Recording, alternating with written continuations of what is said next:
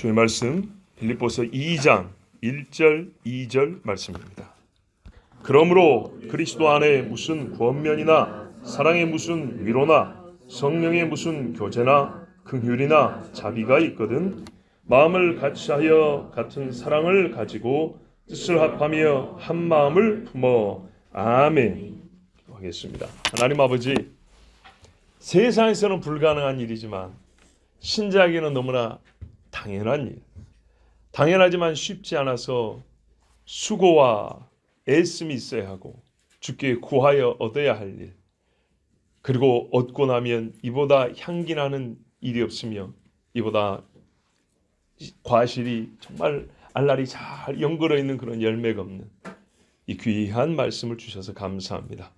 하나님 아버지, 우리가 주 안에서 기뻐하며 하나 되어 기뻐하며 주를 존귀케 하며 기뻐하는 주의 자녀들이 되게 하여 주시옵소서. 이 말씀을 통하여 이 마지막 때 우리가 그리스도의 제자됨이 나타날 수 있도록 주님 역사하여 주시옵소서. 예수 그리스도의 이름으로 기도하옵나이다. 아멘. 자, 본문 말씀의 이해를 위해서 앞에서 바울이 한 말을 다시 떠올려 보겠습니다.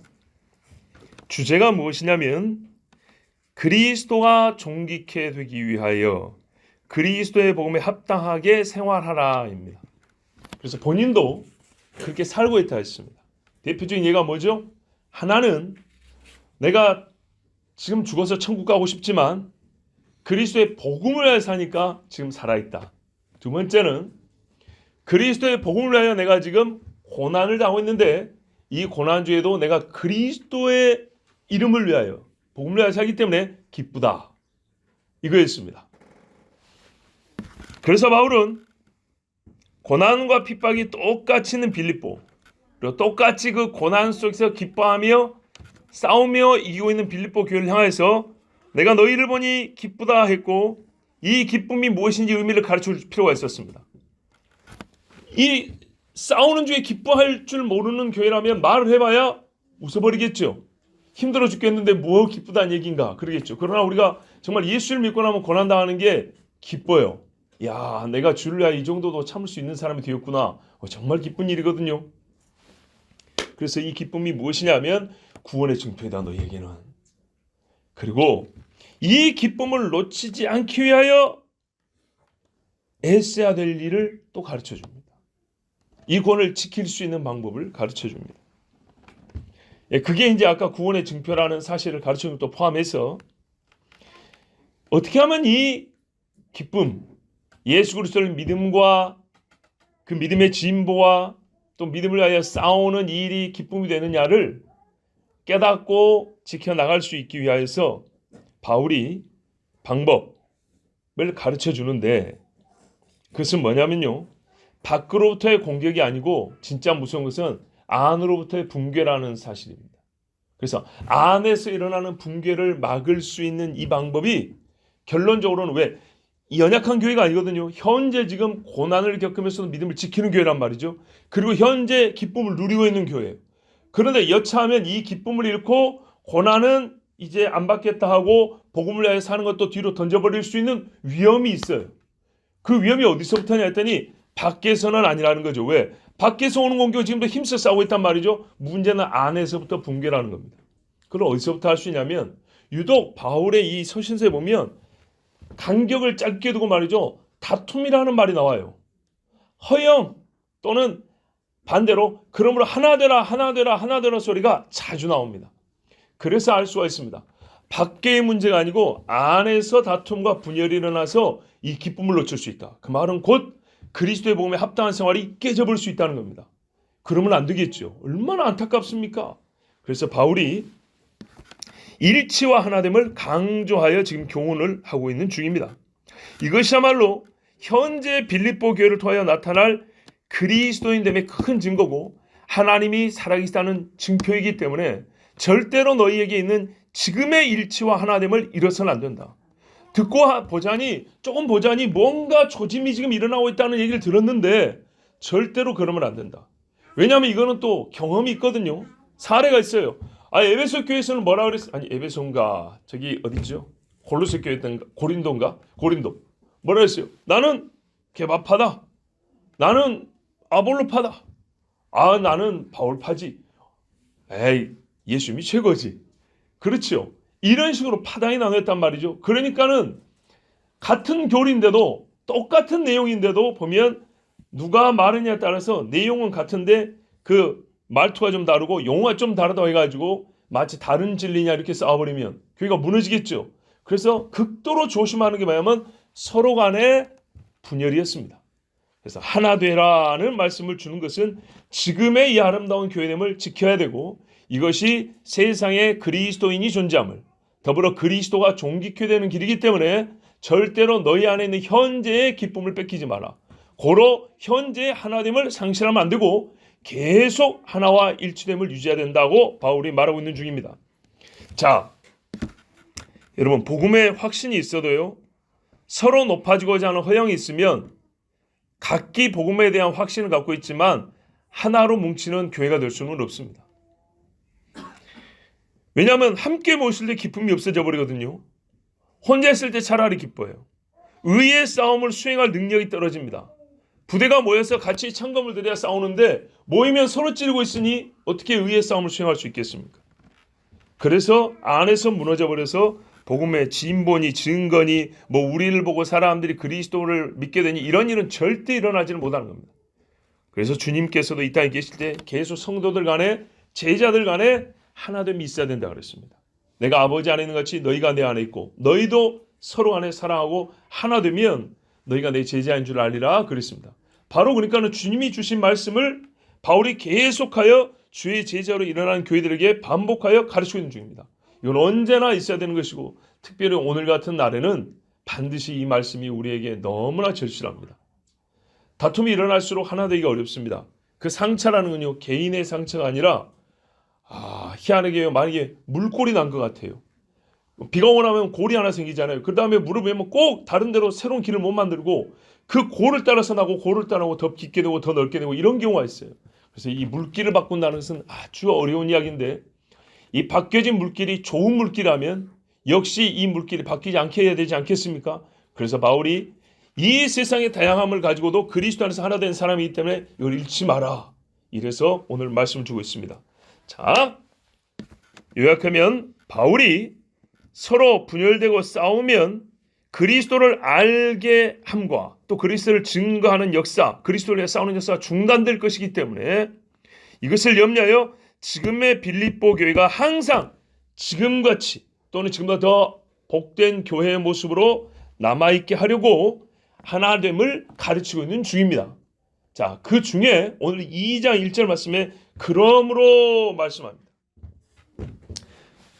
자, 이렇게 가르쳐주는 중이기 때문에 이 말을 들으면 빌립보 교회는 어떤 말도 더 들을 수 있고 무슨 뜻인지 알아먹어야 하냐면 2절 4절이 본인들의 삶이 되었다는 걸 깨닫습니다. 2절의 4절 보세요. 마음을 같이하고 같은 사랑 가지고 뜻을 합하고 아무 일로 다툼을 허용을 하지 말고 겸손한 마음으로 서로 남을 낫게 여기고 서로 이를 돌아보아 나의 기쁨을 충만하게 하라. 전부 다 한 목소리죠. 그죠? 3절로 나눠졌지만 같은 말입니다. 하나 되라. 하나 되어서 현재의 너희의 기쁨을 유지하는 그것이 곧 나의 기쁨이고 그것이 주를 존귀케 하여 주를 기쁘게 하는 것이다. 이것이 그러므로로 연결된 결론입니다.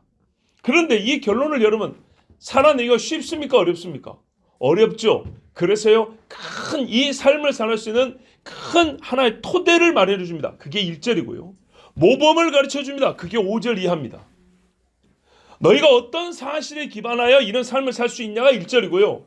그럼에도 불구하고 우리에게는 모범이 필요하죠. 그래서 너희에게 그리스도 예수의 마음을 본받게 한다. 이렇게 말씀이 나오는 겁니다. 자, 오늘은 이렇게 한 마음에 대해서 살 수 있는 토대를 듣는 시간입니다. 보십시오.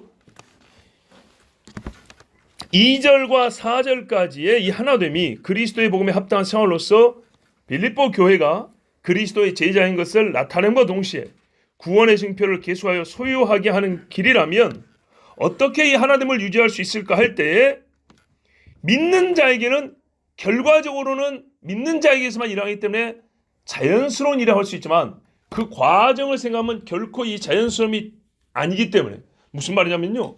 믿는 사람이기 때문에 하나됨이 돼요. 세상에서는 절대 하나됨이 없습니다. 이 세상이 끝날 때까지 이건 불가능합니다.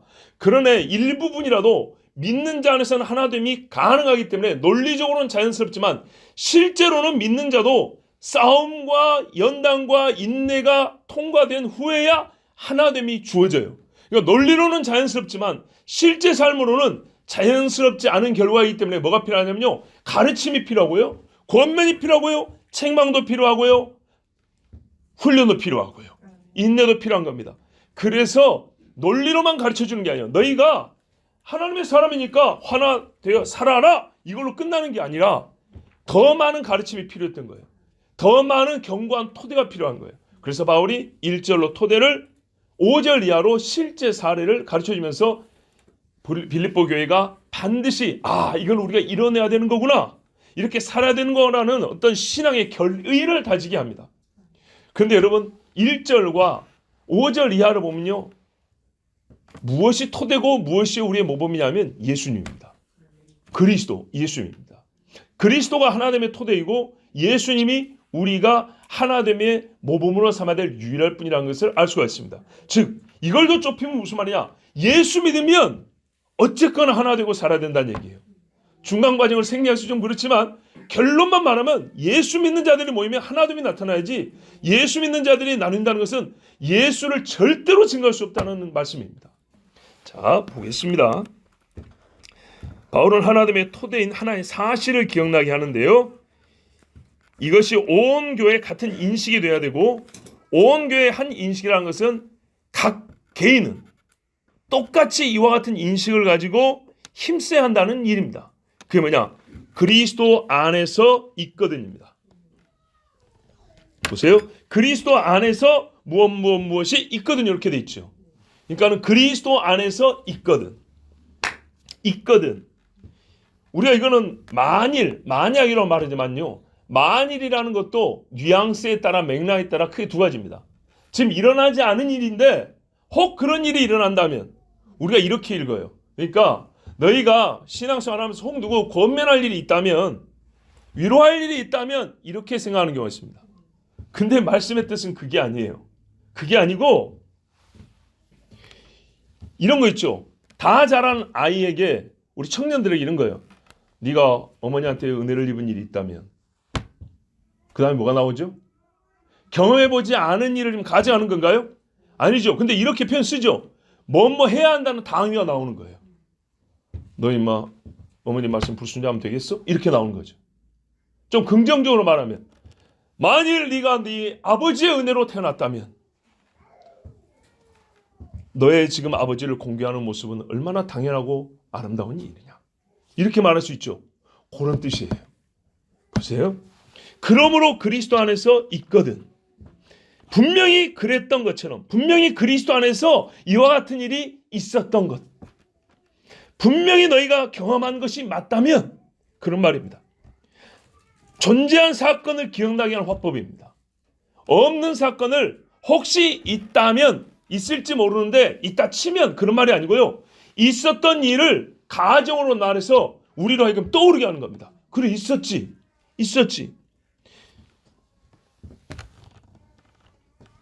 어떤 일이 있었죠? 그리스도를 만나 영혼의 안위를 경험한 적이 있었지. 그렇죠? 만약에 빌립보 교회 형제들아, 너희가 그리스도를 만나서 무너진 나를 일으키시고 죄인인 나의 얼굴을 돌이켜서 마주 보시는 주님, 대제사장 집에서 3번이나 예수님을 저주하고 모른다 했지만, 욕하기까지 했지만, 그를 바라보고 정말 따뜻하게 보셨던 예수님, 불쌍히 했던 예수님, 그 눈빛을 너도 바라본 적이 있다면, 나는 있는데 너도 있지 않니? 그렇게 어떻게 해, 빌립보 교인이?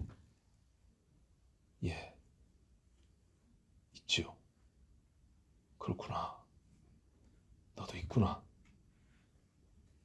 하나님 아버지께서 그리스도 예수를 통하여 사랑의 위로를 주신 일을 경험하였다면, 저 어두운 골목을 다닐 때 어디선가 들려오는 찬송 한 곡에 내 귀가 울리고 눈물이 주룩주룩 흐르는 경험이 너 있었다면, 너를 부르시는 주님 큰 목소리를 들은 적이 있다면, 나는 있는데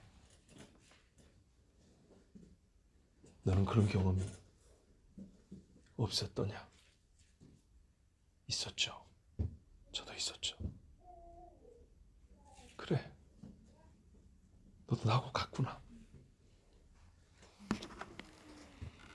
어둠 속에 있던 내 영과 몸을 빛으로 끄집어내어 주님 앞으로 인도한 일이 너에게도 있었다면, 성령의 교통하심, 기도할 바를 알지 못할 때 성령이 말할 수 없는 탄식으로 날 위해 기도하심을 경험하였고, 어디로 갈 바를 모를 때 성령이 내 발걸음을 인도하시고, 죄 지을 때 책망하시고, 주저할 때 밀어주시고, 때로는 더 강하게 하시려고 시험 가운데 예수님을 광야에 던지듯이 우리를 던지시고, 또 낙심해 있을 때 세미한 음성으로 말씀하시고, 쓰러져 있는 나에게 일어나라 하면서 물을 주시는 성령을 만난 경험이 있었다면, 나도, 그리고 너도 그 경험이 있었다면, 밖에서는 못난이어도 교회에서는 존중받았으며 세상에 교회 오니까 사람을 높여주는 거예요. 내 마음이 전과 달리 타인을 향한 인정과 존경과 사랑의 마음이 싹트는 경험을 해본 적이 있다면, 어디서도 사람을 높이는 것, 내가 이득을 얻기 위해서 하는 것 말고 정말로 사람에 대한 존중이 우러나와서 사람에 대한 마음이 내가 정말 달라진 경험을 해본 적이 있다. 어떤 사건이나 인물에 대하여 전에는 무감각하고 얼어있는 한 가지 감정, 슬픈 일을 봐도 별로 요동이 없고 기쁜 일을 봐도 웃음도 안 나는, 나에게는 마치 한 가지 감정밖에 없는 사람처럼 그렇게 살아왔는데, 지금은 슬픔의 때에 한없이 울 수가 있고, 연약하고 불쌍한 사람은 막 마음이 애리고 아프고 주위에 짜는 것 같고, 또 불쌍히 여김이라는 건 내 평생에 생각해보지도 못하는 것이었는데 어느새 내 마음에 정말 내 본성으로 자리 잡은 불쌍히 여기는 마음. 그래서 나도 깜짝 놀라, 내가 이렇게 착한 사람이 날 정도로 깜짝 놀라는 이 심령의 변화. 곧 하나님의 성품이 당신의 감정의 선한 다양성으로 나타나는 그런 일이 있었다면, 나는 그런 일이 일어났는데 빌립보 성도들아, 그대들에도 이 일이 있었지 않은가? 있거든.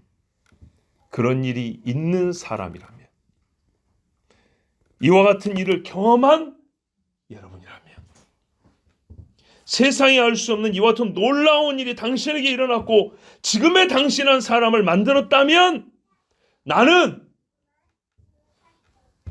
이 일이 여러분에게 있어야 한다고 말할 수밖에 없다. 나는 다른 결론을 말할 수 없다. 너희는 같은 생각을 품고 같은 사랑을 가지며 한 마음과 한 생각이 되어 내 기쁨을 성취하라. 너희는 한 경험, 한 분 하나님을 만난 세상에서 가장 큰 공통점을 소유한 사람들이다. 여러분, 그렇지 않습니까? 사람이 다른 게 있고 같은 게 있는데요, 제일 큰 공통점이 뭐냐면 하나님을 만나고 구원을 받았다는 거예요.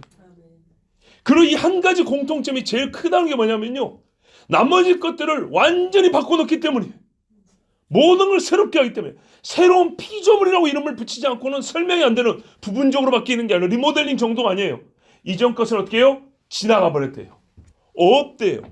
이렇게 바꾸는 게 바로 하나님을 만난 경험이란 거예요. 이런 경험이 너에게 있다면 내가 하나됨을 요구하는 것이 과학이겠느냐? 왜냐? 이 경험이 찰나가 아니라 그 경험이 지금 지속되어 있거든요. 그 지속되는 사람들끼리 모였다는 거예요. 세상에. 하나님을 여전히 믿고 있는 그 믿음이 현재형이라는 거예요. 근데 그런 사람들끼리 모였어요. 그러니까 어떻게 해요? 로마 시민이 뭔 상관이고 야만인이 무슨 상관이냐? 우리는 하늘의 시민권자들 이러고 살고 있잖아요.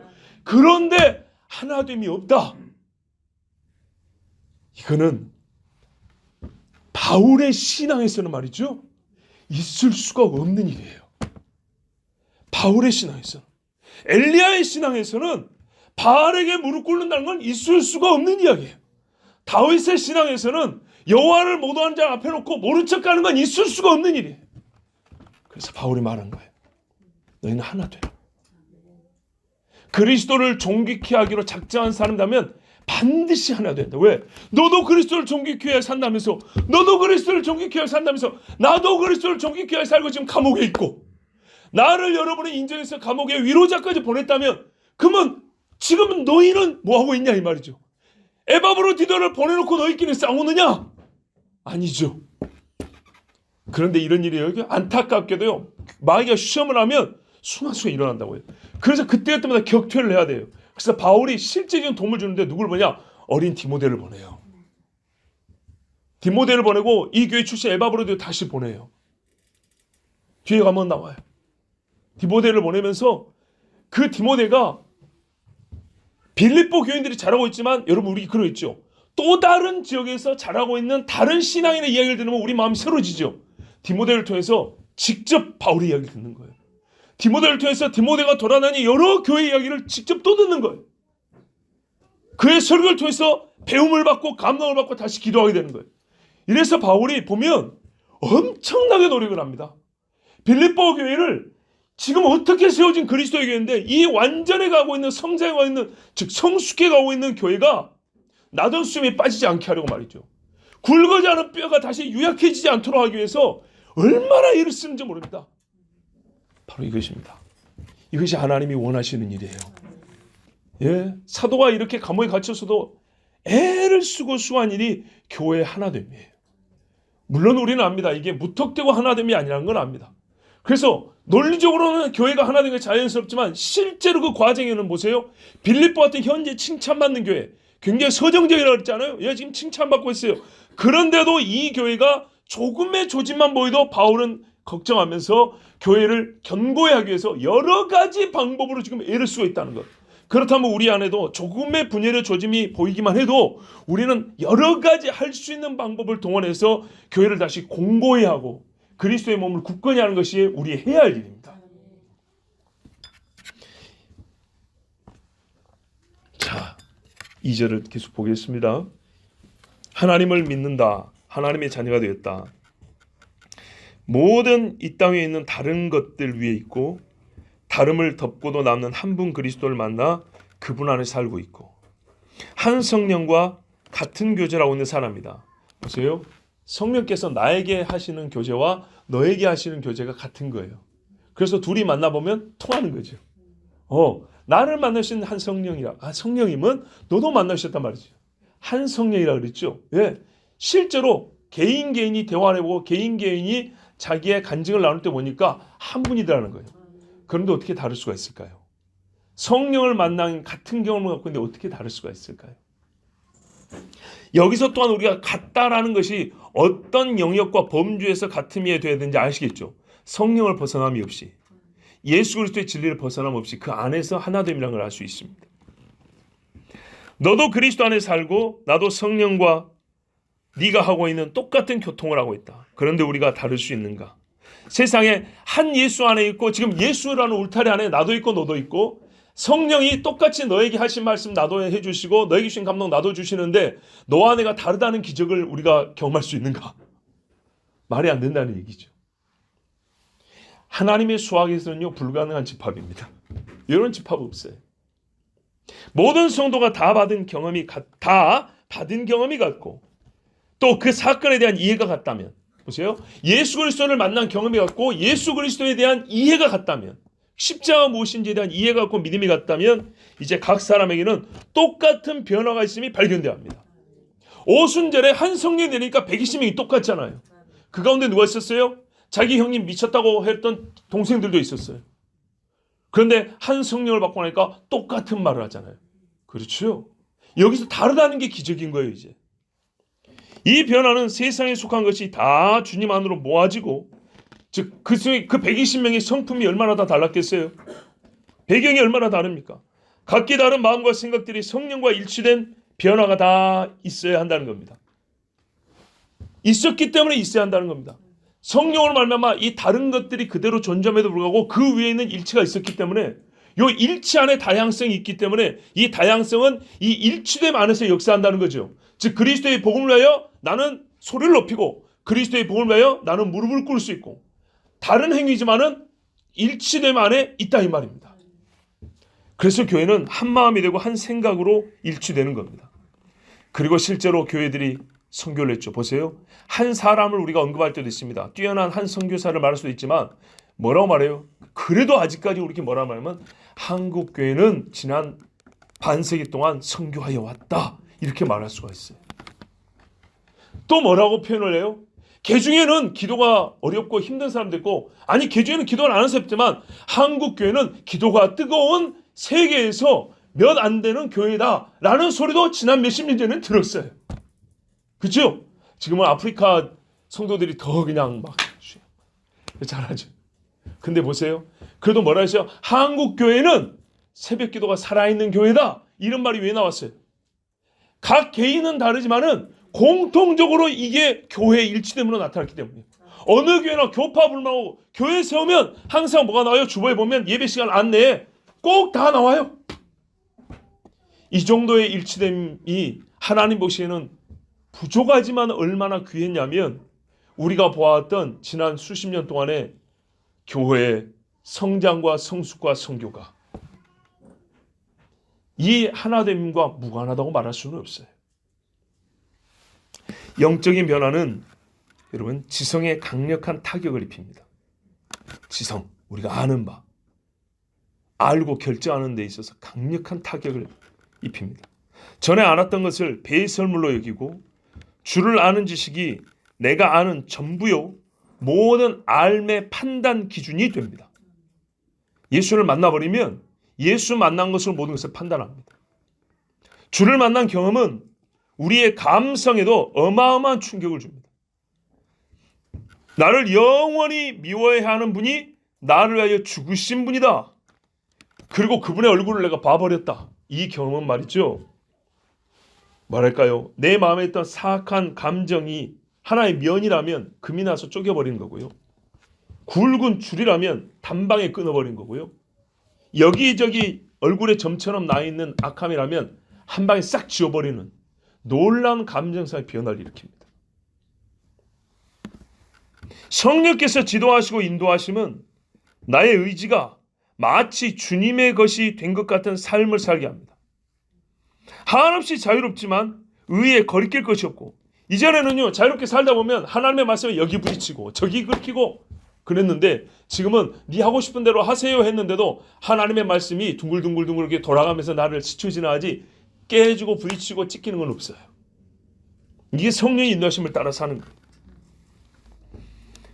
많은 것을 못하게 되었으나, 즉 세상의 삶을 사던 건 못하게 되었어요.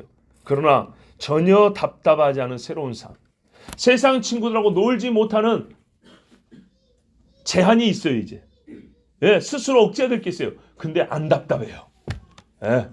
옛날엔 친구들 술 먹는데 내가 5분만 늦어도 아우 그 5분 놓치기 너무 아까운데 지금은 5년 안 만나도 괜찮아요. 완전 달라졌죠. 다시 말씀드릴게요. 한없이 자유롭지만 의에 거리낄 것이 없고 많은 것을 못하게 되었으나 전혀 답답하지 않은 새로운 삶. 이게 성령께 이끌린 삶입니다. 즉 지정의의 새로워짐이 향하는 곳은 한 곳입니다. 그리스도의 기쁨이 되는 것. 그리스도를 존귀케 하는 것. 지정의가 여기에 묶여 있어요. 여기로 향해 있어요. 그래서 신자는 그리스도 복음에 합당한 생활을 하게 된다는 겁니다. 객관적 사건으로부터, 즉 하나님의 아들이 이 땅에 오셔서 나의 죄값을 치르기 위하여 대속제물로 죽으셨다는 객관적 사건으로부터, 이 객관의 사건이 전부 다 어떻게 해요? 나의 사건이 될 때 각 사람에게 내적인 변화가 일어납니다. 각 사람에게 동일한 내적인 변화가 있어서 이게 이제 밖으로 다시 표현될 때는 어떻게 해요? 다를까요? 같을까요? 같아지죠. 객관적인 한 사건에서 모든 사람에게, 믿는 모든 사람에게 똑같은 변화가 일어나고, 변화가 일어나는 사람이 자기의 일어나는 변화대로 살 때 보면 어떻게 해요? 결국 다시 그리스도로 모인다는 거예요. 이 그리스도로 모인 이것이 집약돼서 나타나는 곳이면 교회입니다. 교회. 그래서 세상 사람들이 뭐라 그래요? 너도 그렇지만 너희를 보면 너희가 내 제자인 줄 알리라. 너희를 보고 내가 살아있는 하나님의 아들 구주인 줄 알리라. 그렇게 말씀하신 겁니다. 그래서요, 우리는 이 말씀을 넉넉히 들을 수 있습니다. 2절 말씀을 조금 다르게 표현하면 이렇게 세 가지로 나누어 말할 수 있다는 겁니다. 지정의로 같은 것을 생각하라. 이 말씀은요, 조금 더 말씀의 뜻에 가깝게 보냐면 이런 말입니다. 한 가지를 생각하면서 살아라, 이 말입니다. 나도 이 한 가지를 생각하고 살아요. 너도 이 한 가지. 그러니까 이게 무슨 말이냐면요, 어떤 사안에 있어서 예를 들어 볼게요. 자, 우리가 교회 일을 할 때 어떤 이제 이 사역이 하나 생기잖아요. 요 사역에 대해서 나는 하자, 너는 하지 말자. 이렇게 나누지 말고 하자 하면 항상 같이 합시다, 이렇게 말을 해야지. 이런 뜻이 아니에요. 그것이 아니라 조금 더 상황의 개념에서 항상 나는 한 가지를 생각하고 살아요. 뭐요? 그리스도의 영광, 그리스도를 존귀케 함. 모든 성도가 요 한 가지를 가지고 생각을 시작한다는 거예요. 요 한 가지를 생각한다는 거예요. 그리스도 안에서죠. 진리 안에서. 이렇게 항상 나는 주님을 존귀케 한다. 요 생각으로 나머지 생각들이 시작돼요. 그러면 어떻게 될까요? 진리 안에서 합의가 가능하다는 겁니다. 아는 것과 믿는 것이 각자가 하나 되고 각자가 모였을 때 전체가 하나 되는 역사가 나타나는 겁니다. 자, 같은 것을 사랑하라. 보세요. 같은 사랑을 가지고, 이 번역이 좀 그런데요. 같은 것을 사랑하라 그러니까는 이렇게 되죠. 봐보세요. 이것도 틀린 말 아니에요. 결과로는 그렇게 돼야 돼요. 우리 청년, 우리 강형제가 있는데, 예를 들어서 제가 우리 강형제를 사랑합니다. 그러면 옆에 있는 누구도 강형제를 사랑하면 좋겠죠. 그런 거예요. 목사가 저 형제를 사랑하는데 우리도 같이 사랑하고 성경으로서 같은 것을 사랑하라 그랬잖아요. 저 같은 것, 저기 같이 사랑해야지. 그런데요, 이렇게 말하면 진짜로 사람의 어떤 약간의 다름조차도 허용하지 않는 꼴이 되어버려요. 말씀의 뜻은 그게 아니고요, 같은 것을 사랑하라가 아니고 같은 사랑을 가지고입니다. 같은 사랑을 가지고. 보세요. 우리가 그리스도 안에 있죠. 그리스도를 사랑하는 같은 사랑이 나에게도 있고 너에게도 있고 너에게도 있어요. 그러면 우리가 똑같은 한 지체를 봤을 때 어떻게 될까요? 사랑하는 마음이 있겠죠. 이런 식으로 일을 하라는 겁니다. 그러니까는 우리가 성도니까 하나 되어야 돼, 이런 열심을 가지고 누구 한 사람이 말했을 때 우리는 하나로 해줘야 돼, 모아줘야 돼, 이런 억지가 아니라 처음부터 모든 사람이 한 가지 생각을 가지고 다 살고 있어요. 모든 사람이 뭐랄까요? 같은 사랑을 가지고 살고 있어요. 그래서 이 같음이 눈에 보일 때는 자동적으로 생각이 모이게 돼 있고 자동적으로 사랑이 모이게 됐다는 얘기입니다. 이해가 되십니까? 예. 그러니까 대상을 보지 말고 기원을 보시라고요. 기원을. 그리스도라는 한 분에게서 한 가지 생각이 내려와요. 이것을 우리가 가지고 살아요. 그러는 동안에 어떤 사안이 벌어진다고요. 어떤 일이 발생을 해요. 그러면 각기 나름대로 물어봐요. 이 일에 대해 당신은 어쩌면 좋겠냐 물어보는데, 그리스도의 생각을 가지고 살아왔기 때문에 말하는 게 들어오면 일치된다는 거죠. 우리가 누구든지 간에 사랑해야 한다는 의미에 앞서서 같은 사랑, 하나님에게서 너는 같은 사랑, 그 사랑으로 이미 본성이 바뀐 사람이라고요. 그래서 마땅히 사랑해야 된다는 대상을 보면 나도 사랑하고 너는 어때냐? 나도 사랑하고 너는 어때냐? 나도 그 사람 좋더라고. 이렇게 말이 나온다는 겁니다. 이런 식으로 결과적으로 어떻게 해요? 사랑의 대상도 하나로서 또 한 마음으로서 같은 대상에 대하여 사랑이 집약되는 거죠. 세 번째입니다. 같은 뜻을 가지라. 이 말도요, 본문에 좀 더 가까이 말해 있는 거예요. 가지라는 명령도 되지만요, 어떤 사실을 가르쳐주고 있습니다. 너희는 같은 혼을 가졌다입니다. 와, 우리가 혼하면 굉장히 신비스럽고 영적인 것으로만 생각합니다. 근데 이건 아니고 여기서 전부 다 이거는 다 물리적인 겁니다. 실제 행동을 말하는 겁니다. 근데 왜 혼이라고 여기서는 갑자기 보이지 않는 면을 말했냐면요, 민족 정신, 민족 혼이라고 그러잖아요. 사람이 겉으로 같아지기 위해서는요, 실제로 속이 같으면 같을수록 겉으로는 아주 단단하게 결합됩니다. 지금도 전쟁이 일어나고 있지만 전쟁에 전우회가 하나 생겨버리면요, 진짜로 목숨을 내놓습니다. 어느 정도로 가까워진지 아시겠죠? 너희는 혼으로서 같은 사람이라는 거예요. 이게 한 영을 쪼개 가졌다는 얘기가 아니라 그리스도 예수를 믿으면 성령이 아까 교통이 있다고 그랬잖아요. 성령이 교제하는 영이라고요. 성령이 교제하는 그 경험을 가진 같은 성질의 영혼을 가지고 있다는 거예요. 그런 혼을 가진 사람이라는 거예요. 그렇기 때문에 이게 뭐냐면요, 사람의 겉모습이 아니라 진짜가 바뀐 사람이라는 거예요. 진짜가 같아진 사람이라는 거예요. 취미가 같은 정도가 아니고 직업이 같은 정도가 아니라 이 사람하고 이 사람하고 전혀 다른데 했을 때 보이는 데는 다 다르죠. 근데 그 사람의 진면목이라 그러죠. 진짜 배기. 그 사람 속은 당신이 안 보여서 그렇지 똑같아. 그걸 어떻게 확인하죠? 그 말하는 거 한번 들어봐. 똑같아. 예. 어디다 목숨을 걸 수 있냐 한번 들어봐. 똑같은 거예요. 혼이 같다는 말은 그런 말이에요. 자, 같은 뜻을 가지라. 너희는 같은 혼을 가졌다입니다. 사람의 길이 같고 배경이 같고 부분이 같은 사람이 아니라 사람의 진짜라고 말할 수 있는 그 사람의 진짜가 바뀌어가지고 똑같아진 사람들. 이 사람을 정의하고 정체를 규정하는 이 사람들, 이게 말이죠, 우리가 같은 사람들이라고 부르는 정의에 합당한 사람들입니다. 그러니까 우리가 누군가를 보고 둘이 같다고 말할 때는 어디를 보고 말하냐면요, 외모를 꾸미는 거 보고는 잠깐 그냥 꾸민 것이 같다고 말하지만 진짜로 우리가 누구하고 누구는 똑같다고 할 때는 그 혼이 같을 때 같다라고 말을 합니다. 요 정도를 말하는 겁니다. 그러니까 바울이 이게 그러므로 너에게는 이게 돼야 된다는 겁니다. 그러므로 돼야 된다. 그러니까 여러분 생각해보세요. 이게 우리만이 할 수 있는 특권이지만 쉽게 되는 일은 아니죠. 지정의 완전한 변화이라는 거예요. 이 변화는 객관적인 사실의 토대를 둡니다. 그것이 바로 그리스도, 대속 죽음, 그리스도를 통해서 나타난 하나님의 사랑, 그리고 성령의 역사하시고 내주하시고 교통하심. 이 역사가 있는 사람만 가능하다는 얘기입니다. 그런데 이것이 있거든이라는 말은 뭐라고요? 일어났던 일을 재확인하는 거라고요. 너에게 이런 일이 있었다는 거예요. 나에게도 있고, 그래서 시방도 너희와 내가 이렇게 교제한다는 거예요. 그런데 마귀는 이것같이 기분 나쁜 게 없거든요. 마귀는 이것같이 악한 게 없어요. 괴로운 게 없어요. 그래서 아담과 하와를 어떻게 쪼개는가 보세요. 이렇게 쪼개져 버리면은 아무것도 아니게 된 것이죠. 하나님의 완전한 자녀에서 사단의 종이 되어버리죠. 이름이 바뀌어버리죠. 그러니까는 이런 일이 있지 않기로 하여 우리가 어떤 존재인지를 그 토대를 바울이 다시 가르쳐주고, 그리고 우리가 묶여있는 곳, 우리가 향하는 곳, 즉 그리스도의 장성한 분량이었는데 그 장성한 분량이 무엇인지를 가르쳐주는데, 보세요. 장성한 분량으로 가려면요, 그리스도의 낮아지심으로 들어가야 됩니다. 왜냐하면 우리는 먼저 교만한 존재이기 때문에. 예. 그러니까 그리스도의 낮아지심, 십자가 죽으심, 부활하심이 있다면 성장이라는 것이 성화.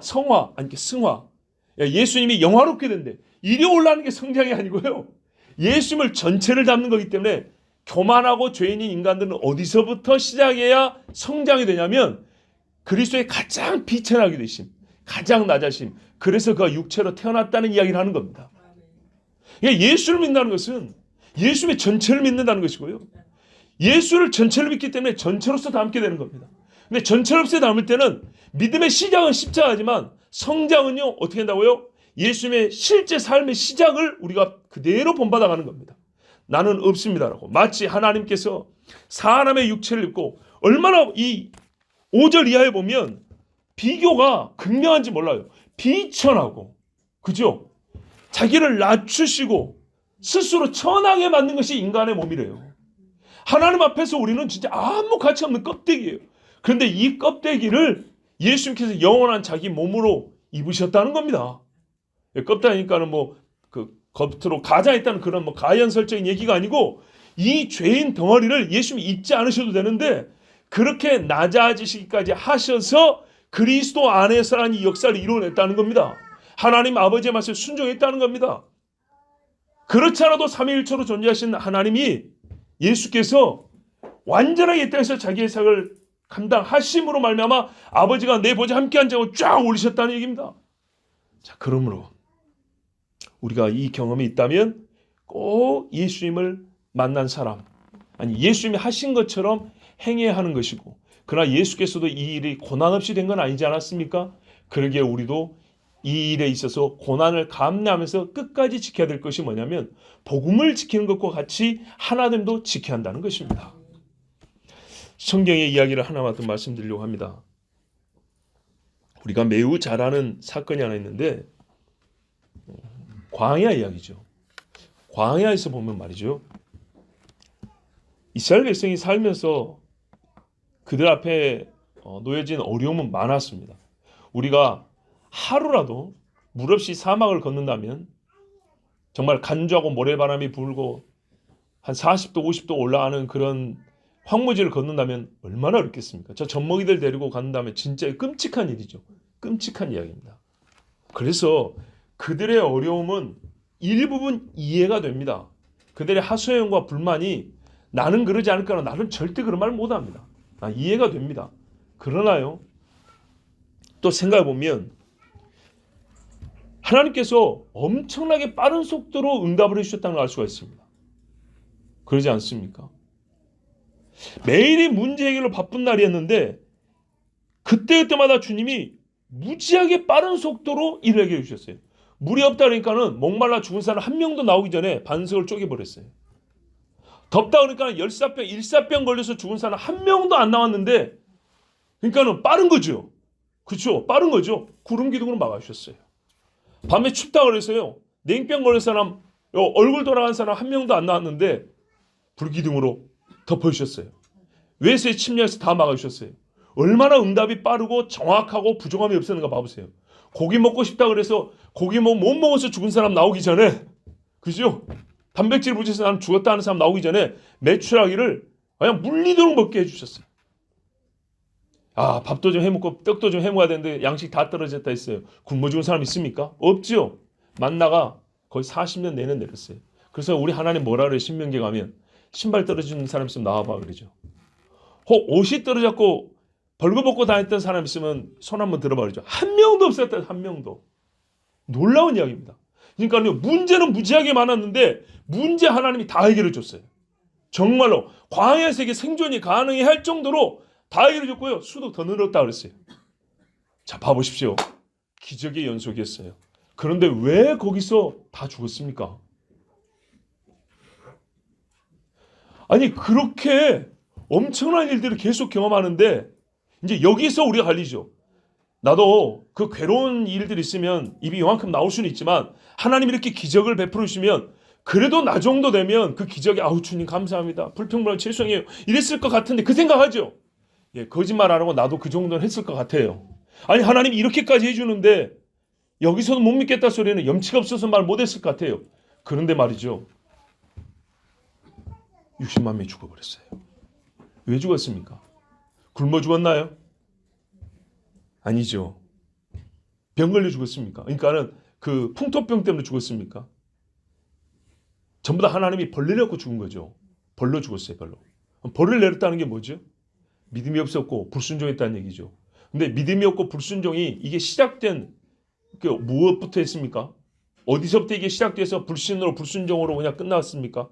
그러니까 불신과 불순종으로 나아가서 결국 죽음에 이르게 했습니까? 불평 불만이었습니다. 오해하지 마세요. 모든 불평과 불만을 지금 잠재우겠다는 그런 의도가 아니에요. 우리가 말씀을 보세요. 이게요, 백성이 하나 됨을 깼어요. 어느 정도로 깨버렸냐면 죽은 자와 산 자로 나눠버렸어요. 살아있는 자들만 하나님이 데리고 갔다고요. 이 말 뜻에 감겨 있는 어떤 그 빈틈을 여러분 한번 채워보세요. 얼마나 무서운 사건이고 한편 말씀이 정확한 성취인지. 제가 지금도 설교는 여러 번 했지만 잘 이해가 안 되는 사건이 하나 있어요. 그게 뭐냐면 고라가 이스라엘 백성에게 말이죠. 모세와 아론을 거의 죽이고 싶은 마음을 불러일으켰던 것입니다. 여러분, 물론 하나님이 행해 주신 능력이지만 우리가 굳이 또 말을 하자면 출애굽시켜 준 사람 모세 아닙니까? 반석에서 물 뽑아준 사람도 모세 아닙니까? 메추라기 날아오게 한 사람도 모세고 구름기둥 불기둥 달라고 기도한 사람도 모세고 홍해를 가르게 한 사람도 모세고 그렇죠? 이 정도 되면 세계 지도자로 세워져야 되는 거 아닙니까? 그런데 어찌 그 사람을 죽이자고 할 수가 있을까요? 그럼 반대로 한번 물어볼게요. 고라가 해준 게 뭐지요? 아니 생각을 해보세요. 우리 상식 수준에서 생각을 해보세요. 얼마나 세상에는 상식으로 말이 안 되는 일이 벌어지는가. 즉 사단이 역사하면 상식을 뒤집는 일이 벌어지는가 봐보세요. 고라가 해준 게 뭐예요? 고라가 오단머리가 줬습니까? 아니죠. 고라가 물 한 모금만 나눠 마시자 했습니까? 고라가 출애굽하는데 앞장섰습니까? 아닙니다. 고라 한 게 없어요. 모세가 다 했어요. 모세하고 아론이 다 했다고요. 그런데 왜 사람들이 고라 편에 서가지고 반역을 했을까요? 왜 고라 편에 서가지고 고라를 하나님이 심판했잖아요. 하나님이 심판했는데 그것까지 두려움에 떨지도 않냐고 분개해가지고 그 뒤날 모세 아론 주의했다고 돌멩이 쳐들고 왔다고요. 아니 고라가 얼마나 대단한 사람. 이 사람은 KGB에서 불러가야 돼. CIA에서 불러가야 돼요. 사람의 마음을 도둑질하는 사람은 이만한 사람이 없어요. 도대체 고라가 뭘 했죠? 혹시 내가 제사장 되면 너도 제사장 시켜줄게 그랬을까요? 아니면 내가 저기 모세 자리에 앉으면 너희 만나 하루에 2배 더 먹게 해줄게 그랬을까요? 해준다 이거 되지도 않아요. 그리고 그걸 할 수 있다는 능력을 검증한 적도 없어요. 그러지 않습니까? 모세는 수많은 기적을 행했지만 고라는 기적한 고사하고 자기 하나 살리지도 못했어요. 그런데 도대체 왜 사람들이 고라에게 그렇게 빠져가지고 모세를 죽이려 했을까요? 여러분 보세요. 이래서 사람이 죄인이란 겁니다. 만나를 먹었어도 반석에서 나는 물을 마셨어도 지금도 모세여 하나님의 말씀을 들려주셔서 해도 묘하게 발생하는 불평과 불만이 커지면 어떻게 되냐? 그 모든 은혜를 다 까먹어 버립니다. 왜 바울이 긴장하고 교회를 위하여 이렇게 강력한 권면을 하고 여러 가지 말씀을 통해서 틈이 벌어지는 걸 막으려고 하는데 아시겠죠? 예. 결국 고라와 같은 사람들 때문에 60만이 다 죽어버린 겁니다. 뭐가 부족해서가 아니었어요. 은혜가 떨어진 것이 아니었어요. 하나님의 은혜가 계속 부어지고 있었어요. 그리고 어디를 통해서 오는지도 다 알아요. 그렇지만 그런 경험과 논리와 증거를 불신시켜보는 건요. 더 강력한 반증이 아니고요. 마음에서 싹 트는 불신이에요. 분노예요. 불평이에요. 정당한 불평이면 이해가 돼요. 그 뭡니까? 므낫세 지파의 5딸이 와가지고 건의하잖아요. 그런 건 하나님도 옳다 그랬다고요. 그런 게 아니었어요. 말 그대로 비교해보세요. 모세와 고라의 실제로 그들의 삶과 행정을 비교해보세요. 비교가 안 돼요. 비교가. 그렇지만 사람은 비교가 안 되는 줄 알면서도 이 악한 마음을 인정하는 또 악한 마음에 자기 자신을 내어줍니다. 그 결과 어떻게 됐죠? 다 죽었어요. 그래서 우리가요. 그 60만 중에 출애굽을 한 1세대 중에 60만 중에 우리가 기억하는 사람 이름은 기껏해야 3명, 4명밖에 안 됩니다. 아마 여러분이나 저나 같을 겁니다. 모세, 여호수아, 갈렙, 그리고 한 사람 더 하면 대제사장 아론, 그리고 조금 더 생각하면 그의 아들 엘라살, 그의 손자 비느하스까지. 그렇죠. 요 정도 우리가 생각합니다. 많아야 6명. 60만이 죽었는데요. 그러니까는 6만 분의 1밖에 안 되는 거죠. 6만 분의 1밖에 우리 머릿속에 남아있지가 않아요. 엄청나게 놀라운 일 아닙니까? 이래서 나눔이 무서운 겁니다. 나눔이 어디서 나오냐 할 때 똑같이 홍해길을 걸었어요. 그런 일이 너에게 있거든. 출애굽 사건을 경험했어요. 그런 일이 너에게 있거든. 같은 만나를 먹었어요. 그런 일이 너에게 있거든. 예수님도 그랬잖아요. 하늘에서 내려오는 천사의 음식을 같이 먹고도 죽었다 그랬어요. 그런 일이 있거든 어찌해야 돼요? 불신이 있으면 안 돼요. 그런 일이 있으면 응답 어떻게 되냐? 보세요. 그런 경험을 했다면 논리적으로 자연스럽게 가난에 들어가야 돼요. 그러나 실제로 어떻게 해요? 마귀가 막아요. 마귀가 막는 것은 하나님의 기적을 막지는 못해요. 하나님의 역사를 막지 못해요. 마귀는 뭐냐면요. 하나님의 역사를 막는 것이 아니고 존재하는 하나님의 역사를 다르게 해석하게 한다고요. 나에게 주어진 하나님의 은혜를 없애는 게 아니라 은혜를 내가 못 받게 한다고요. 은혜를 받은 것을 다른 식으로 꼬아서 내 몸에 저장하게 한다고요.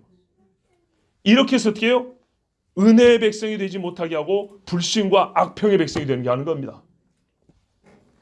이렇게 되면 함께 나왔던 동지를 다 잃고 가나안에 들어갔던 참 기쁘면서도 씁쓸한 갈렙과 여호수아처럼 이 시대의 교회가 오늘 말씀같이 하나 돼서 교회를 세우고 하나 돼서 선교를 시작했지만 불과 한 세대가 못 돼가지고 하나님의 은혜를 말하자면 다 한마디 한다니까요. 몇 년 몇 월에 하나님이 우리에게 이런 일을 하셨지. 몇 년도에 우리가 모세였을 때 참 그때 행복했어. 요 소리를 해요. 하면서도 빠이빠이가 돼요. 얼마나 안타깝습니까? 아마 경험이 있을 겁니다. 교회가 갈라질 때 보면 그래요. 어느 교회는요 같이 밥해 먹고 갈라졌대요. 같이 요 근처에 있는 교회예요. 같이 밥까지 해 먹을 때 뭔 이야기했냐? 옛날에 우리가 교회 이후에 어떻게 세웠지? 우리가 교회를 세워서 어떻게 부흥이 됐었지? 야 그때 초대 목사님 어떻게 했었지? 그 다음에 와 우리가 무슨 성경 이런 이야기를 막 즐겁게 해요. 그런데 왜 우리는 헤어져야 하지? 얼마나 안타깝습니까? 은혜를 같이 기억하고 지금 교제가 가능한데도 쪼개지고 나눠질 수밖에 없어요. 그러면 영적인 역사가 약해지죠.